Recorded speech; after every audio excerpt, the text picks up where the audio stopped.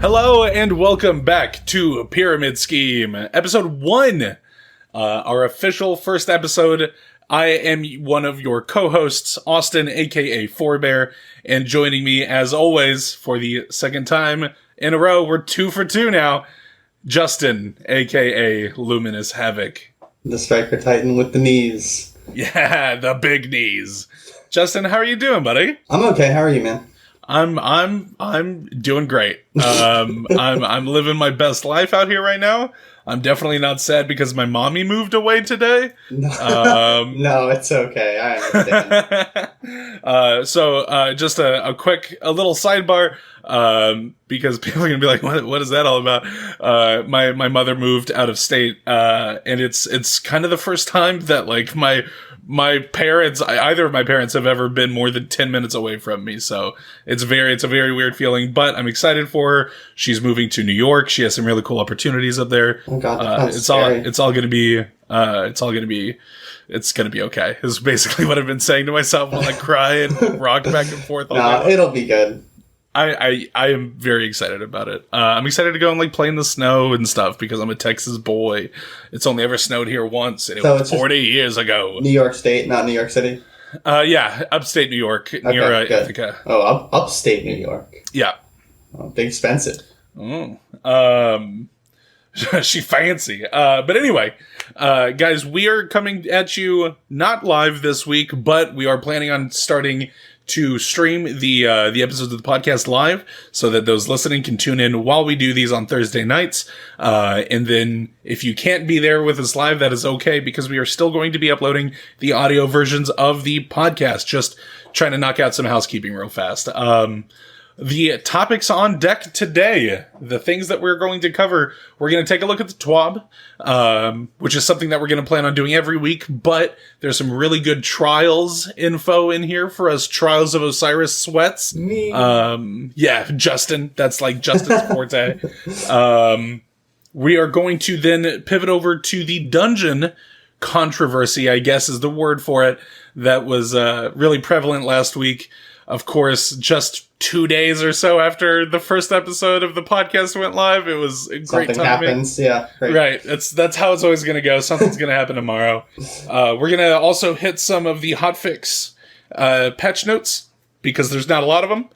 And we are also going to have a fun topic after we talk about the dungeon stuff. I'm going to kind of keep you in the dark so that you can look forward to something and then close it out with our Looking for Friend or LFF section. Justin, let's go ahead and dive right in, man. What's going on with Trials of Osiris? So it looks like the last week they enabled the solo queue trials, like the freelance. And that was kind of interesting. I mean, I've heard a lot of mixed things about that. I've heard some people really enjoy it. People that, don't have a fire team, that obviously gives them even more of a chance to dip their feet into the Trials experience and see what the competitive 3v3 PvP is like. But then I've also had a lot of other people, like some of my friends, tell me that all of these hyper sweats are suddenly in freelance trials, just like stomping on the people that don't really know what they're doing. So that was really cool. I enjoyed it. I did a couple of freelance games. At first Telesto wasn't disabled in freelance, which was kind of interesting. Yeah, was that when Telesto re-enabled itself when it was supposed to be disabled? Yeah, it just love that. Love Telesto, man. We'll talk about Telesto later on. I streamed over at twitch.tv/Pfhorbear. I streamed about 2 hours worth of solo trials runs.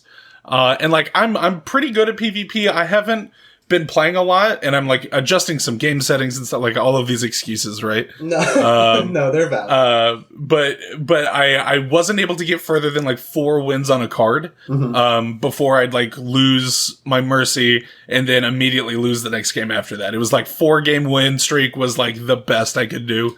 And even then I was lucky sometimes to even get that far. And of course, the kind of player I am, if I got 2 wins into a card and lost my third, I would just reset. Like, there's no point in saving a Mercy or not having a Mercy when you're on game 6 and you just happen to match against like fucking Dr. Lupo or whatever. And nothing feels worse than game 6, no Mercy, and then you lose. Yeah, man, like, I'm not here for that. So if I lose game 4, I'm resetting. No thanks. So what did you... But yeah. How did you feel about it though? Like, did you feel like it made it more accessible? Did you feel like you had good games, or did you feel I wish that I'd played earlier in the weekend. I played on Sunday. Oh. Which, is kind of a toss up. And Bungie has a lot of really great data in here in the TWAB. I highly recommend everyone go look at it. I had a lot of games that were like 5-2, 5-3. Okay. I had a couple that were 5-0s where we just got stomped or we stomped the enemy team. I think I maybe had 1 or 2 4-5 games. Okay. Overall, I feel like it went well. Like, I didn't feel like I got cheated out of the ability to go flawless. There were obviously, like, I ran into the same problem that everyone does in Trials, which is like Shatter Dive Hunters are fucking dominating Trials of Osiris right now. Yeah. I ran into some interesting characters in general. Some people that had obviously never played Trials before, some people that had obviously never played Trials on Cauldron before. Yeah. That kind of thing. Yeah, the doors. Let's just open this door real quick. It's unreal. It's unreal how many times I would watch a teammate just like mosey on him, not sprinting, just like trotting up to the door, and 3 fucking scopes all laser in on him and all fire at once and take him out. Like come on, man. But yeah, I mean, I had a good time. Like, I had fun. Of course, I eventually got frustrated. I'd been playing for a few hours and I was losing matches and but I think even if it had existed the way that it did this past weekend, and I had gotten the opportunity to play sooner in the weekend, and played more, I would have kept playing. Like, absolutely, I wanted to keep playing. I wanted to try to get flawless. I had a good time with it.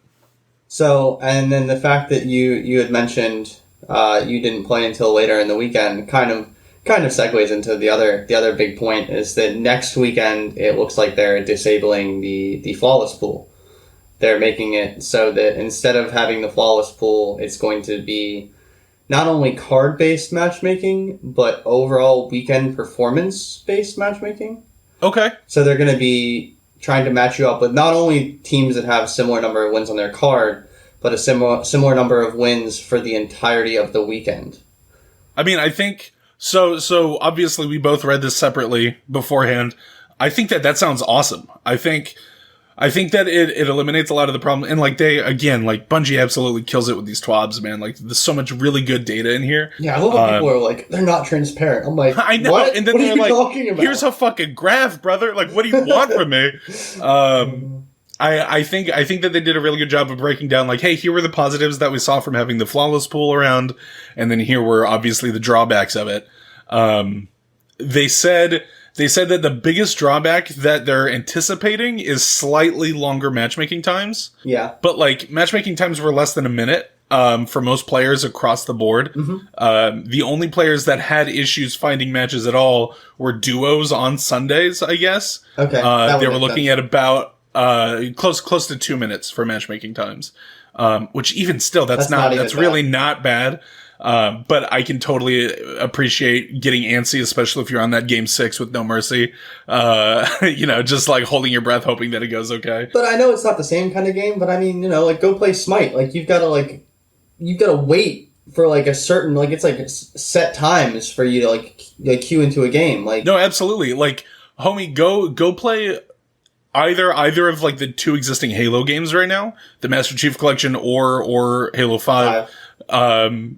Play anything ranked other than like Halo 3 Team Slayer ranked in the Master Chief Collection, and you're gonna wait at least 2 minutes to get into a match every time, period.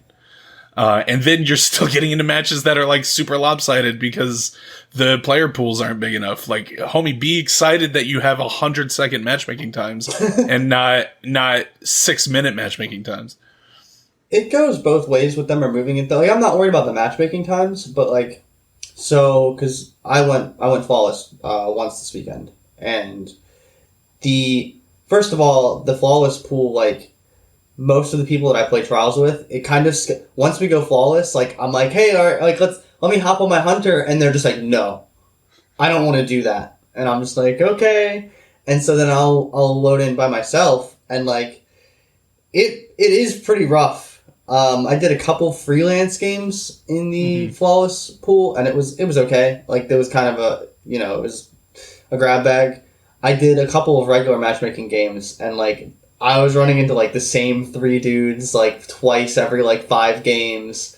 Like, it was rough. Like, it was just teams that were just like, we're here to ruin people's days. Yeah, no, absolutely. Like, it's really cool to hear you, like, as someone who, like, I don't know if I would say religiously, but someone who cares a lot about trials and plays trials a lot, experience the same thing that Bungie is reflecting in their data. Trials pool, like, it was a cool experiment. That's why we kept it around for a few weeks. Obviously, it wasn't working, so here's a new thing that we're gonna try. Yeah, I think the win-based cards is a great idea. I'm gonna pull up a tweet that I found earlier today. Tweet from. Am I even on the right account? I'm not. It was on the Pyramid Scheme account. Give me one sec. Pyramid Scheme. Pyramid Scheme. I wish I could do your voice. I was hoping. Where did this tweet go, man? It was from. There it is. So it's from Gigs. Let's see. He calls this new system a punishing system, but he says it, so Gig's tweet reads out, Trials is removing the flawless pool and putting another punishing system in its place. The new system will track how many wins you have over the weekend and try to match you with players around the same amount of wins, making it so that if you grind, you're going to be sweating hard. This change will be coming in the future, which will be cool to see. Nice to see Bungie listening to the feedback. That last bit is specifically referring to matchmaking trying to do a better job, because right now it's not doing a great job of it. But trying to match up, like, if you and I queue into trials together, we're obviously going to get a third random put on our team because of the new matchmaking.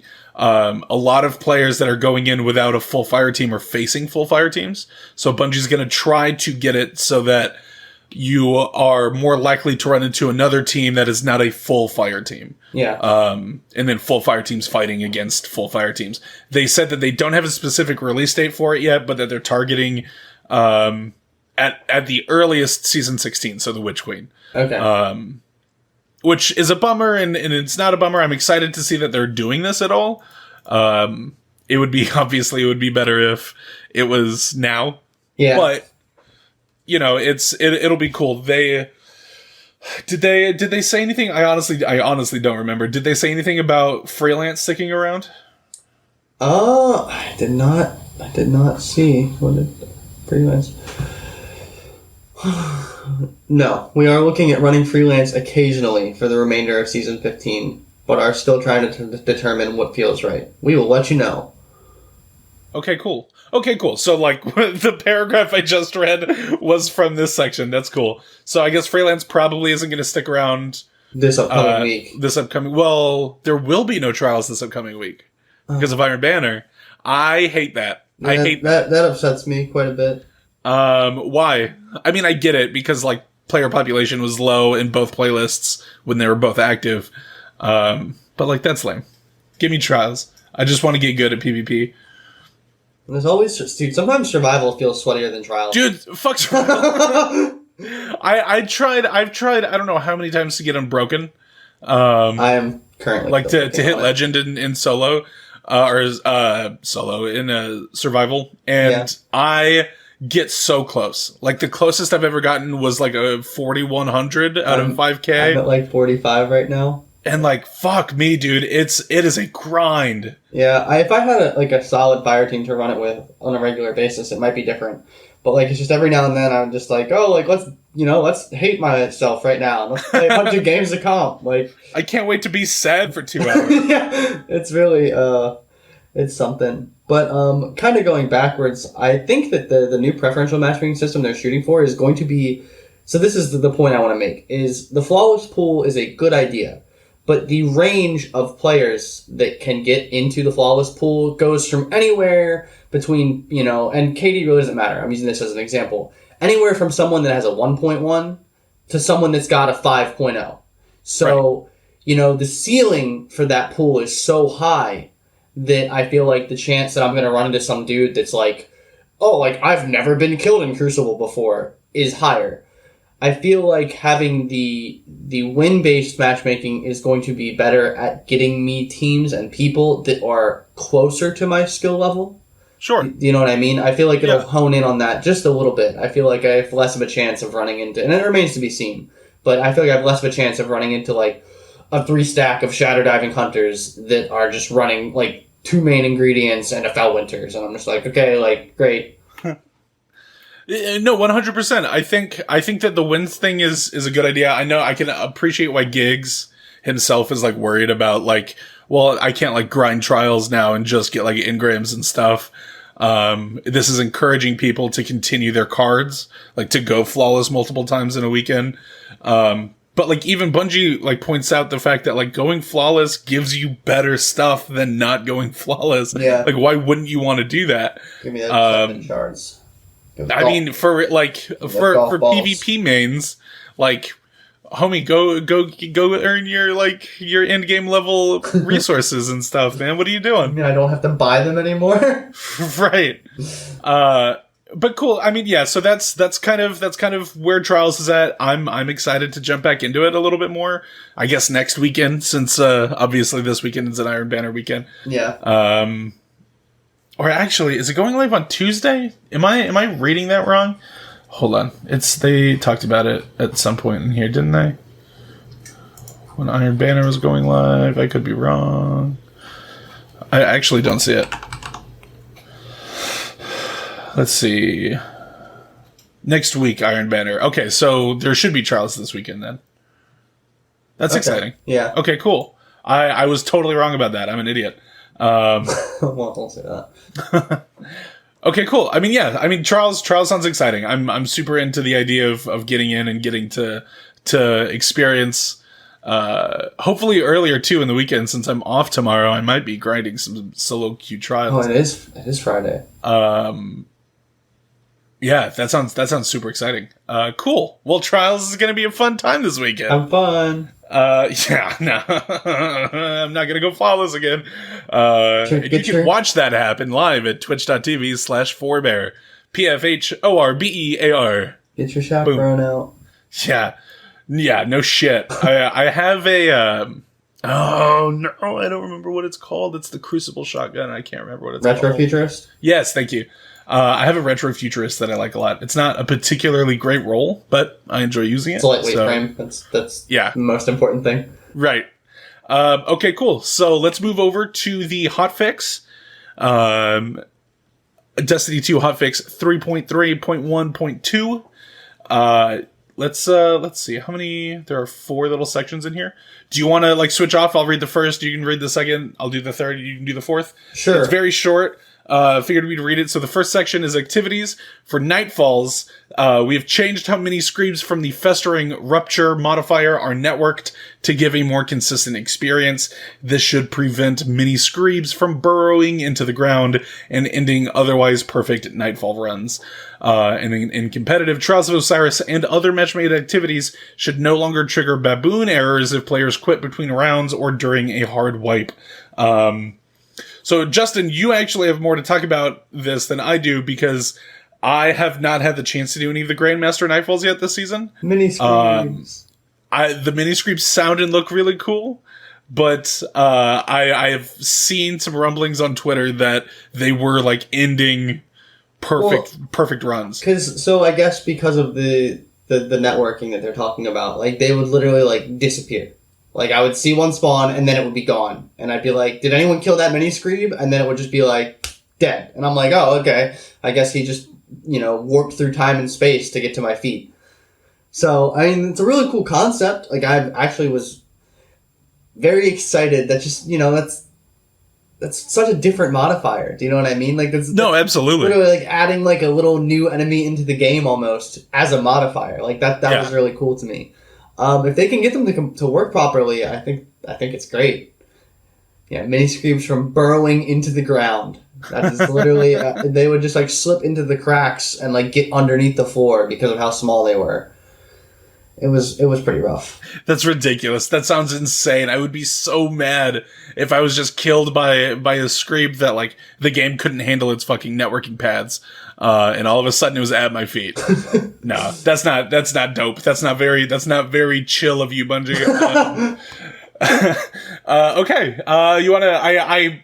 These sections are so short. Do you want to hit all of the insane amount of notes in the UI UX section? Oh yeah, sure. So in the UI UX section, they updated some descriptions. They updated the description of the Pinnacle seasonal challenge to better direct players to Pinnacle tiered rewards.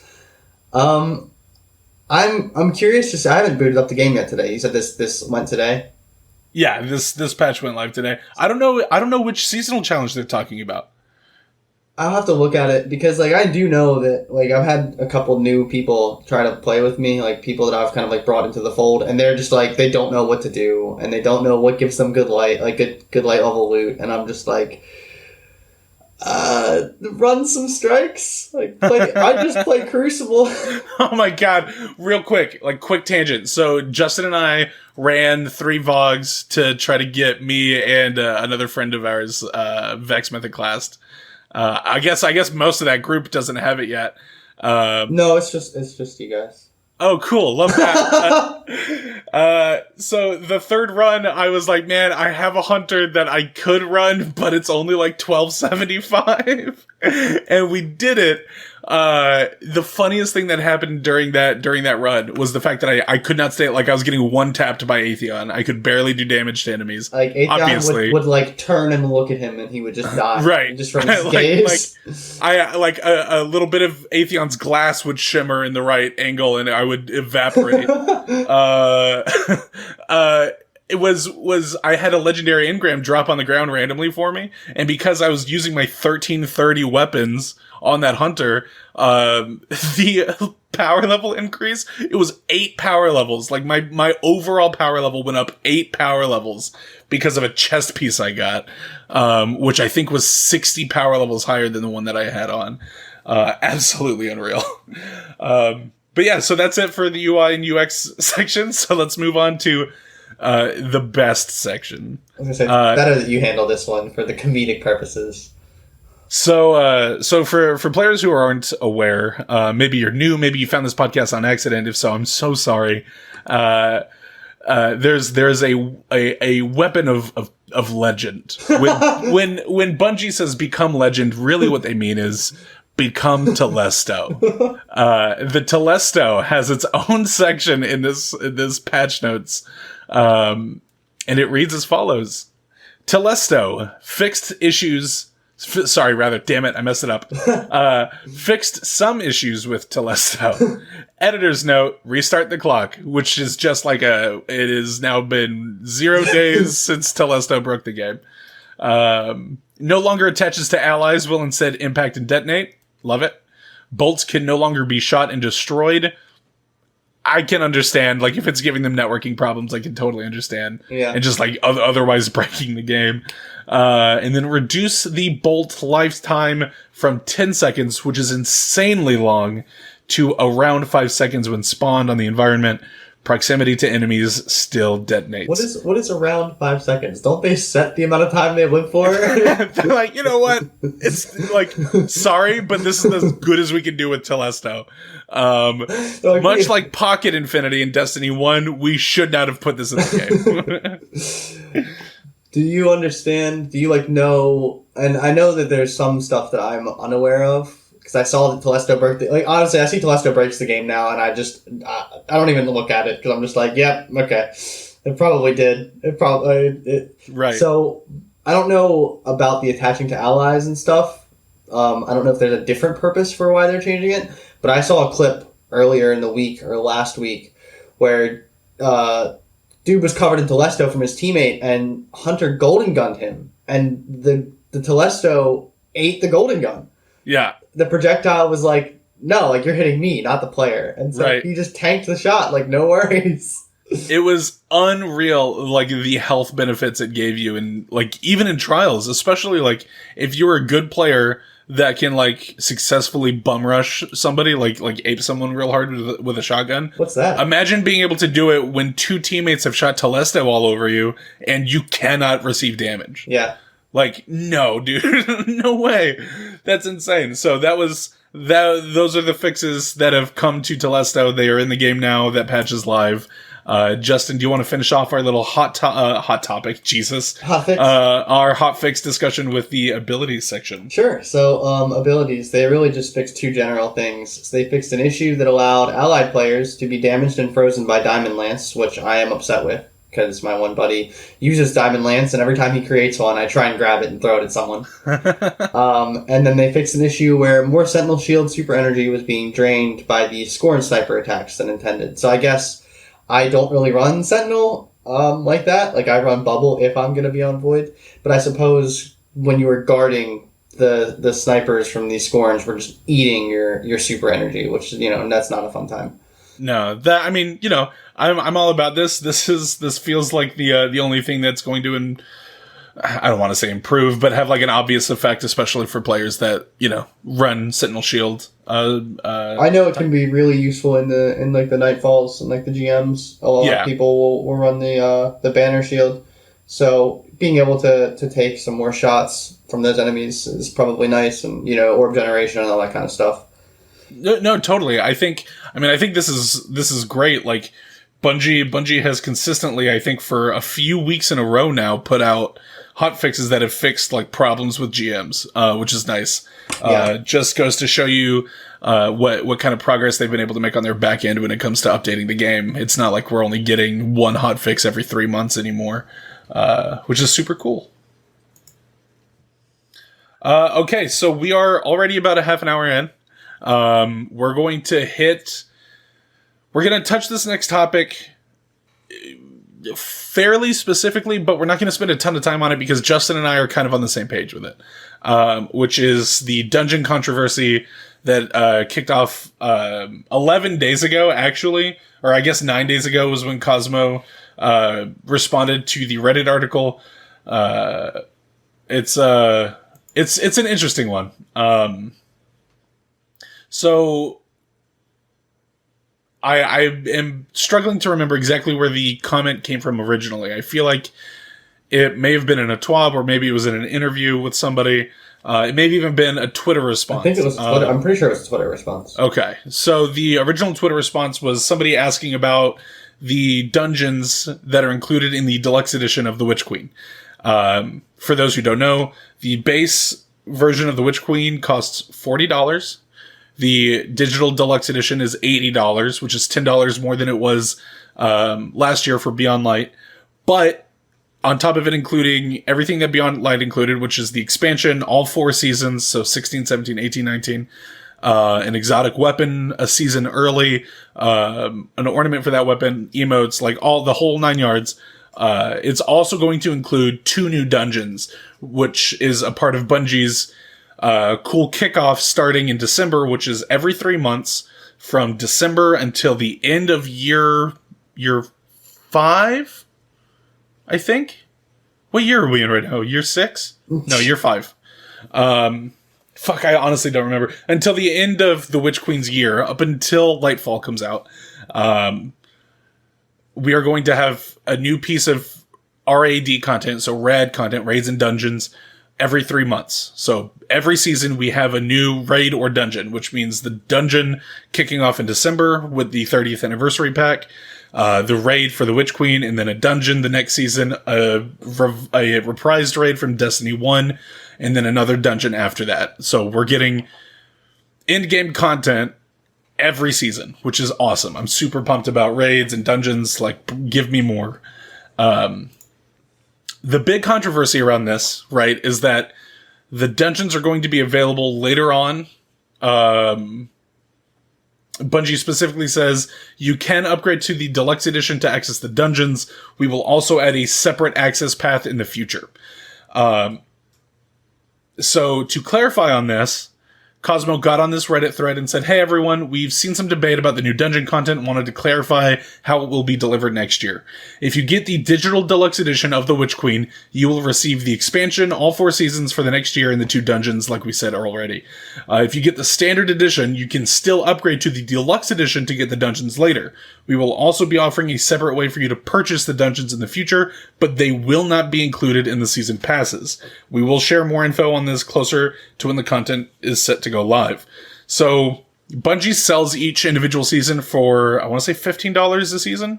I think so. Typically, in the past, if something releases during that season, you get everything that is released in Destiny during that season, right? So, like in the past, I think the biggest thing that people were comparing it to were the Prophecy Dungeon, which launched with Season of Arrivals. Mm-hmm. And it was included for everybody, and I believe even free-to-play players have access to it. I don't think it's actually a part of the season. So, people are upset because this means that a piece of content that has existed now for years, that has typically been included with expansions, or was even given out for free once, is now going to be a paid exclusive item. For the only other thing that I can't remember if we touched on, which I know that I briefly mentioned it, was that the Bungie 30th anniversary pack includes the dungeon, Gallarhorn, the Thorn ornament set, and all of that stuff. The only thing that's not included in it is the 6-man activity, which is free for all players. Everything else costs $25. Yeah. So you can spend $100 and get everything from December until Lightfall in, early 2023, you would imagine. Or $80 to get all of the Witch Queen. I think it's year 5 content. Justin, I've been talking a lot. I'm sorry about that. I want to get your take on it. How do you feel about this? So, I mean, I guess I have mixed feelings. I lean more towards Bungie's side on this, though. I mean, I feel like Prophecy set, when they came out with Prophecy, they never said specifically that was going to be the norm or anything like that. I almost feel like it's kind of like the situation where, a mean person can continue to be mean, but, when a nice person does something mean, it stands out. So, they did this nice thing, and, everyone was super happy about it, but then people expected that to just kind of be the norm from that point forward. Sure. And I feel like that's maybe not the best viewpoint to have. Don't get me wrong. I know Bungie loves making their games. They like interacting with their community. It's all fun and games, but it's also a business. 100%. At the end of the day, they have to make money. And so,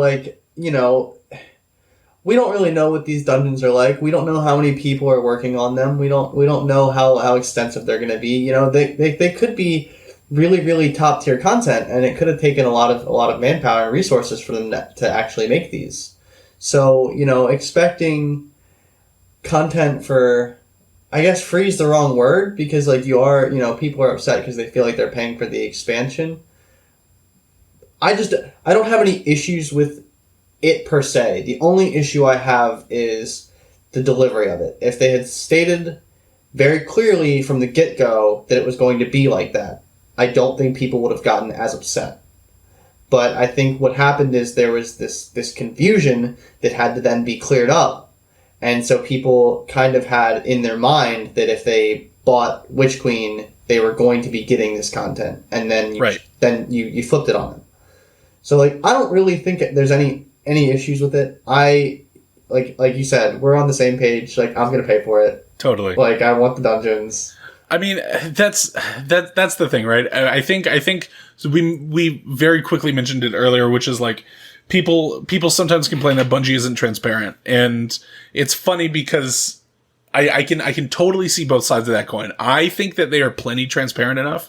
That being said, I would have liked clarification on this the day it was announced. This should have been unmistakably obvious. Yeah. This should have been so clear that there was zero problem understanding how it was going to work.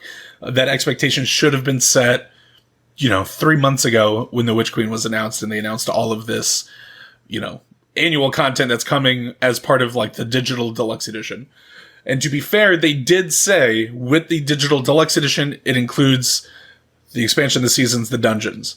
They never said that, those dungeons were a part of the seasons. So it is kind of a catch-22. Like they kind of did it right. They could have done it better. Yeah. I'm in the same boat as you are, man. Like you said, like I'm all about paying for stuff. Like if it means that we get cool new content, like bring it on. Absolutely. Yeah. I don't buy silver for the Eververse store mostly, and I have in the past. I have not in over 2 years, because everything in the Eververse store eventually becomes available for Bright Dust. Just about everything.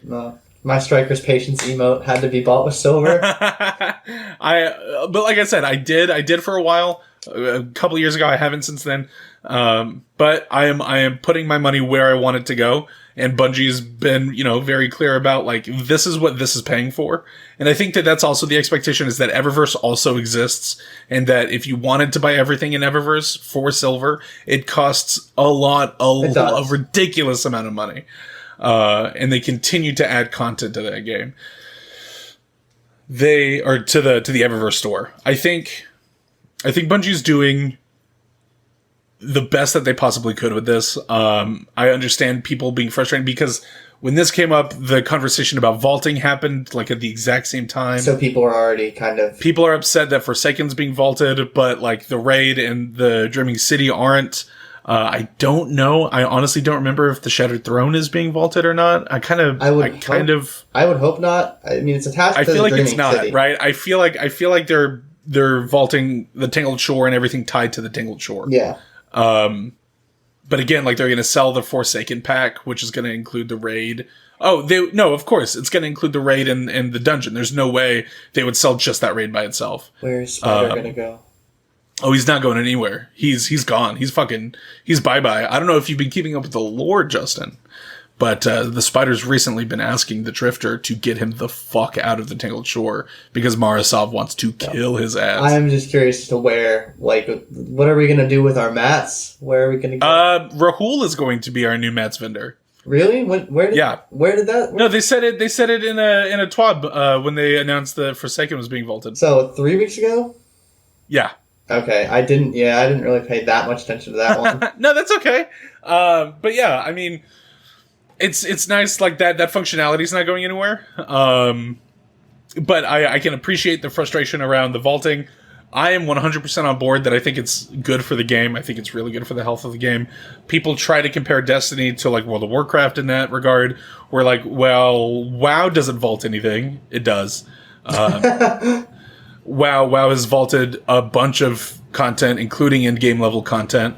And I say vault because that's, the easiest reference. Yeah. The easiest thing to understand right now. You cannot go through World of Warcraft and play every piece of in-game content that's ever existed in that game. Plus you're paying for the expansions every 2 years. Plus you're paying a subscription fee on top of it. Spending $100 a year on Destiny to get all of the content that's playable, not cosmetics, but all of the playable content is still cheaper than paying for a WoW subscription and buying the expansions every 2 years. Yeah. Like it's like $60 or $80 cheaper. I did like all the math on it a few days ago. Like it's silly to me that people are making comparisons. Destiny is also a very different game, and it exists on consoles where players have very limited hard drive space. So I think that this is the right way to do it. It also has given Bungie the opportunity, like I just said a little while ago, to update the game more frequently. Yeah, they've definitely been a lot more active with the hotfixes. Yeah, and man, a lot and faster with fixing things. And they're giving us stuff that no one asked for or knew they wanted, like updating the lighting in the EDZ and Nessus. Mm-hmm. Like, those little tweaks to legacy content that still exists in the game wouldn't be possible if the game was 200 gigs because every destination was still there. Game. Could you imagine Savathun? Like, let's imagine nothing has been vaulted. EDZ, Cosmodrome, Nessus, Io, Mars, Mercury, Titan, Seventh Room. Did I already say Seventh Room? No, you didn't. The Tangled Shore, the Dreaming City. We're at 10 destinations right now. Yeah. potentially even more. Like, there's no way that game would fucking function. Nope. Console players got faster load times when stuff got vaulted. Yeah, I noticed that. Although I also switched to a solid state drive around the same time. So sure, but I mean, it was still an improvement. Like, I don't know. I feel like I'm going to end up talking this to death, but I think that this is the right way for Bungie to move forward. I think them making money on the cool content that they're making only makes sense to me. I think there's an entire other conversation around, like, the value of what a game is these days and what ownership means over that game. Yeah. But like you and I have both said it now, we're on the same page. I don't have any problems with what they're doing. And every time something like this happens, there's always like, and voice your opinions. That's totally fine. But the Bungie community tends to get pretty upset over things like this. So I'm kind of used to it at this point. It is frustrating. Like, I always talk about how positive, like, as far as gaming communities goes, Destiny's an extremely positive one. Mm-hmm. Especially also concerning myself a lot and aligning myself a lot with, like, the Halo community, which is extremely toxic sometimes. Yeah. Even on good days, it's still a little rough. But it's just upsetting to see people get so up in arms about it when at the end of the day, like, again, like you said, Justin, voice your opinion, please. I think that's what matters, is you having an opinion, because if you don't, like, the wrong things don't get changed. But at the end of the day, like, Bungie's going to do what's, number one, best for them, and number two, best for their players. And I think that we just have to kind of respect that that's what they're trying to do. They're not trying to fuck anyone over. They're not trying to break your enjoyment of their thing. They're specifically targeting me. They're trying to fuck me over. Not you, Justin. They're trying to get all the Travises out there. Ooh, fuck you, Travis. I hope somebody listening heard that and was like, what? But yeah, so that's the dungeon thing in a nutshell. Justin and I agreed on it. We even debated talking about it at all because we were on the same page about it. But I thought it was important. We both did. Absolutely. We both thought that it was a good thing to talk about. Okay, so now our mystery grab bag topic that we're going to kind of work towards closing the episode out with is Bungie recently made moves to taking Destiny and Destiny 2 from being a video game franchise to being a multimedia franchise. Now, of course, the Grimoire books have existed for a long time. The comic book that was compiled and released, that composed all their free comics that they put out online, all of that stuff is super cool. But what Bungie means when they say that stuff is that they're expanding into novels, comic books, TV shows, movies. Like, they want to be a part of it all. I can't wait to buy my limited edition Monopoly Destiny 2 set. Like I did my Halo one a few years back. All of that stuff is super cool. What I want to talk about, Justin, because, like, I think I know what I want out of that. Okay. I want to know what you think would seem cool to get out of, like, a multimedia existence for Destiny. So there are two different things that have really stuck with me from Halo, and then one of them I actually had reinforced recently by something else that is very space magic-y. So I'm going to start with the one that's just exclusively Halo, is the novels had a huge impact on me when I was younger. I read through, like, I would read one of those novels in, like, a couple of days. And just... Same. I don't know, the writers that they had and the imagery that they had and the stories that they could, and how the liberty that they could take in a novel versus in a game engine, the way that they could, paint the pictures of the environment or have, the things that Guardians could do in a book, man. Like, think about the things that Master Chief and Blue Team did in the books. Imagine the Guardians. Like, no, it's fun. Like, one of the biggest memes in the Halo community is, like, Master Chief in the books versus Master Chief in the games. And it's hilarious and, like, so fucking true. Destiny has such a fucking rich lore and such a massive universe that at any point in time, like, we don't really know how long it's been since the collapse and, like, when the first light bearers were risen. Like, we have kind of ideas, but, like, you could tell thousands upon thousands of stories that could have impacts on the world within that timeline. Yeah, I mean, you could load up any destination in the game and have someone be like, all right, like, explain to me some stories about this destination. And I could be like, all right, well, we're going to be here for a while. Yeah, no joke, man. Like, let me tell you about the time that I mean, Jesus Christ, Austin, come up with a good example, please. No, but I mean, so like, you could talk about, like, okay, the EDZ is a good example. It's like all the stuff with the Taken and the forest and like the Shard of the Traveler and like them being drawn to it. Like, there's a lot there. And then, you know, in the EDZ, then you've also got a bunch of like Red Legion remnants. Dear Lord, try and say that one 5 times fast. No, absolutely.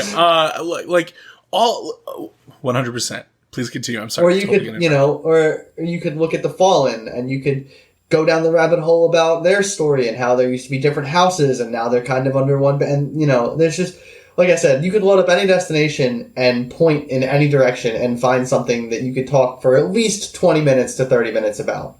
So like the opportunity for the different stories that they could tell is just so immense, and they just have so much to pick from. I don't know. I think that it could be really, really cool for them to write a book. And, I mean, you know, they seem to be very, very good with picking their writers. They did a great job in a lot of the Halo books. I mean, gosh, even their like lore tabs and stuff in the games are fantastic. They're very well written. The guy that they keep getting to come back, who wrote the Book of Sorrows and then wrote, I can't remember the name of the book, but all of the Clovis Bryce stuff, like, fuck, give him free reign to just write a book. Because he does it every 4 years anyway. Yeah. And then I guess the other big thing, and this is the one I was really excited about, is so, and I know that it got a lot of mixed things, a lot of mixed reviews or differing opinions, but the Halo Legends, when they came out with that, and they did the thing where they gave different studios one-off liberties to make like a singular episode. So that had a huge impact on me. And then just recently, I was watching some of the Star Wars stuff. I forget what is it called? Star Wars Legends, I think? No! Fuck, I don't remember. I haven't watched it yet. Because I'm a bad Star Wars fan. You should. But so I watched a couple of those, and like, it's the same thing. Like, not every episode is for everyone, but there were a couple that like really, really resonated with me. And so it's just like, I feel like giving a handful of different studios the keys to drive and just like be like, you know, make it how you want and like use your art style, and there's just so much opportunity there. I mean I'm kind of an anime person, so like maybe I'm a little bit biased, but no, I can appreciate that so much. Like, if posing the same question to myself, like I'm Justin, it's funny how much we're on the same page about stuff. But like books, 100%. Give me a library of novels to pick and choose from. I will buy them all, I promise. I'm super into that idea. I'm super into the idea of having like an animated series. Not even necessarily like the Legends thing, like the Halo Legends thing that you're talking about in the what you mean Star Wars more cohesive. Yeah. Something that follows a cast of characters. I would even be down for it to be and like, stay with me here because it's not going to sound like it makes sense at first. An American Horror Story style approach to it. Okay. Where like we get a season that follows a story with these characters, and then the next season is a whole new cast of characters and a whole new story. Yeah. And then like every once in a while there's some cool overlap there. Yeah. I think that I would love to have that. And the reason I say animated, not live action, is because given the nature of Destiny, I think that it lends itself better to animated representation in that way. I think it's easier to create cool stories and environments for Destiny in an animated way than it would be in a live action way. Money and the time to do a live action thing. 100%. It would be unreal. And not, honestly, not something that I would think Bungie would be too keen to do, given the fact that they are still an independent studio. Yeah. I think they would be way more willing to spend, a few $1 million on the first 5 episodes of a television series. Put it on Netflix, put it on Hulu, put it on any of the streaming services. I will subscribe day one. Yeah. Like, I promise. Same thing is gonna happen when fucking the Halo TV show comes out. Like, I am paying for a Paramount Plus subscription. Yeah. I already am, like, budgeting that out. I will be there day one, I promise. But yeah, I think Destiny has some insane potential for some cool multimedia stuff. And, like, comic books. Like, why not? If we're here talking about it, like, let's say, like, very much so, like, Avatar, The Last Airbender, right? Like, they had their series, and then it would end, and they would continue to tell those stories with those characters in comic books, and then they did it with Korra. You know, Korra ended, they continued those stories in comic books. Do the same thing with these cool, like, this Destiny show, and continue, like, hey, so people really gravitated towards Season 2's characters and story. Yeah. We can continue that in the comics. Something like that. It's also, like, I feel like, depending on the type of media that they choose to pursue, it has potential to do two things at once. And it's really cool because it hits both ends of the spectrum. So, like, especially if it ends up on, like, Netflix or something, there's the offhand chance that it pulls someone new in. Someone stumbles across that and sees it, and they're like, oh, this is really cool. And they're like, oh, there's a whole game series behind it. Like, all right, like, let's go see what that's about. But then what I got to experience with all the Halo media was, you know, by the time I read the books, I was already, you know, I'd played through the first game a handful of times. Like, I had played through the second game. And so it really enriched my time in the games. It gave all this perspective and gave me so many more things to think about than just what was going on the screen. And, you know, like, places and events had more weight.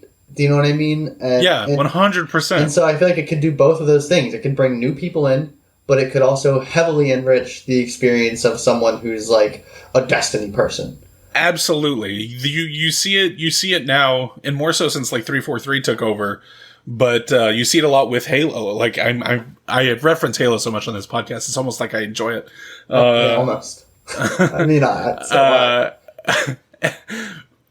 you see it a lot where, like, the Halo's been around for 20 years this year, and that means that the Halo books have also been around for 20 years this year.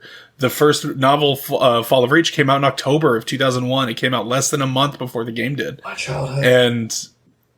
And it's so cool now getting to see characters that were introduced in novels years ago. Like, the biggest example, obviously, is Blue Team showing up in Halo 5. We'd been reading about those characters for, you know, at that point, 14 years, I guess. And to see them finally show up in the games was mind-blowing. It was super cool. Yeah, and, like, awesome you get to go to places and see things that you wouldn't have been able to see if it wasn't for the fact that expanded media was already there, or at least wouldn't have been as impactful if it wasn't for the fact that those books had existed. Justin, I totally agree, man. I think that that's a great way to look at it. Bring new players into the fold. Enrich the universe. Please. I beg. I beg of you. Bungie, please. Thanks, Bungo. Taken Wallet, you know. Oh my god. That was so... The Taken Wallet? Dude, it's a deep cut. It's a good joke. Okay, and, like, guys, if you're listening, like, please hit me or Justin up. You know, me on Twitter, Justin on TikTok. Although I do have Justin's very, very, very inactive Twitter account linked in our Twitter bio, Pyramid Scheme D2 on Twitter. Sorry. Make sure you hit us up and, like, let us know. Like, totally engage with us. We're totally here for that. We want to hear from you guys. Let us know what you think about Trials and Telesto getting its own section in the hotfix. Let us know what you think about, like, Destiny expanding into multimedia. Have a conversation about us, about the dungeons with us. Let us know, like, why we're stupid and you think that your point of view on it is different or better or whatever. We definitely want to hear from you. So much so that we have a segment that this is going to be now technically the second time, although it is our official first episode. So I'll call it our first one. So Justin and I are very much so into the idea of providing a more positive community for the Destiny community at large, right? Like a cool little place where you can come and hang out and chat with us, you know, one-on-one, in a group, and find cool new people to play with, even if it's not a clan that you're joining, just finding someone that you'd like to play with. So we would like to give a shout out every episode to a new friend looking for friends. So this is our looking for friends section, is what we're calling it, LFF. Feel free to tweet at us at Pyramid Scheme D2 with the hashtag LFF. I will keep an eye out for that stuff, and we'll share yours. So this week, what we do here is we share a Bungie name so that no matter what platform you're on or whatever platform they are on, you can play with them, get to know them, do some cool stuff with them, and then kind of talk about what they're into playing. So this week we have a good friend of Justin's. I don't know if that's the right level there, but no, that's fine. That's accurate. A very good friend of Justin's, whose name is Blink. Her Bungie name is Blink Girl 87 pound 7880. Blink is out here trying to make some cool friends, be a real gamer, Grind some Gambit. Is really what she's looking for. She's looking for she has a TikTok account as well. You can go check out her TikTok account. Justin, what is her TikTok account? I believe it is just Blink Girl. While Justin's pulling that up, Blink is fantastic at the game. She makes a lot of Destiny content on TikTok. She does PvP content and Gambit content. She's great. Her stuff is very funny and entertaining, and she's great at the game. Justin, what is it? It's actually just Blink 0587. Cool. So go check out Blink on TikTok, Blink 0587. Send Blink a Bungie friend request. Blink Girl 87 pound 7880. I think that she would really appreciate some cool new people to play Gambit with. Me too. Yeah, no, absolutely. And like Justin plays with Blink all the time. Justin plays with Blink all the time. We need Gambit buddies. We're looking for cool people who like a little Gambit in their lives. Okay, gamers, I think that brings the first official episode of Pyramid Scheme to an end. Justin, do you have any closing thoughts? Not really. I mean, I don't know. Maybe some people should if anyone's looking to get into trials and they've never done it, you can shoot me a message and, I'll give it a run with you. The people that I play with and myself are not very angry people. You're not going to get yelled at. You're not going to get blamed for anything. So, if you've never really dipped your feet in the trials and you want to give it a shot, send me a message. I'm more than happy to give it a go with you. Justin, where can people shoot you a message at? Where can they find you online? So you can follow me on TikTok and DM me. I do get Twitter notifications. I just don't ever really go on it. So if I see a notification pop up, I will certainly look at it. You can send me a message on Bungie. We put our Bungie names in the episode last week, I'm pretty sure. Yeah. And if you're an Xbox person, you can just send me an Xbox message. Yeah, Justin plays on Xbox. I play on PC. You can always come and hit me up. I stream at least 3 days a week at twitch.tv/Pfhorbear. Again, I know it's confusing to spell. You can also find me on Twitter. It's all spelled the same. It's Pfhorbear. Catch me streaming 3 days a week on Twitch. I'm shitposting a lot on Twitter. Very, very excited about Halo right now. Halo Infinite soon. Very, very soon. It's 3 days after my birthday. It is the day after, as unfortunate as it is, the day after the 30th anniversary in Destiny. So that's fucking exciting. It happens. But thank you guys very much for listening. If you want to join the conversation, follow us on Twitter. Like I said, I'm at Pfhorbear. Follow Justin and I on Twitter at Pyramid Scheme D2. That's twitter.com/Pyramid Scheme D2. Send us a message. Send us a tweet. Like and retweet if you enjoyed the podcast. Share it around a little bit with some friends. And join our Discord. There is a link to join the official Pyramid Scheme Discord on our Twitter account. And it will be linked in the description wherever you find this podcast. Thank you guys so very much for listening.